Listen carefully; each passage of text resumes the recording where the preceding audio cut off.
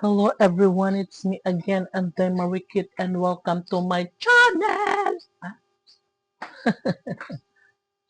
Guys, nagugulay si Inay ng pako. Guys, sobrang init ngayon. Diba? Sobrang hot na hot sa labas. And, oh my God. Saan tayo pupunta ngayon? Sobrang mainit ng guys. Uy. So, ayan guys, ginagawa ko yung kalsada natin. And, ay, sobrang init talaga guys. Tingnan niyo po, oh. Nag-aapoy sa init.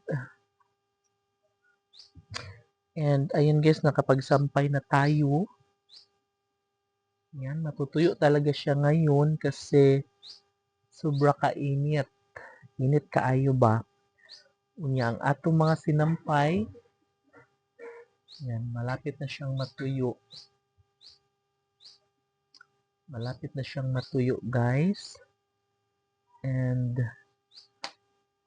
hello? Oh my God. Unya. Hello?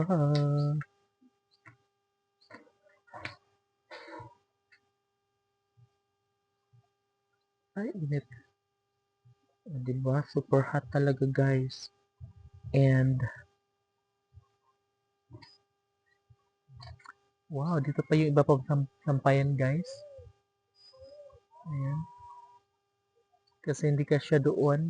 Kailangan nating magsampay dun sa iba para magkasya ang ating sinampay. And, OMG, super hot.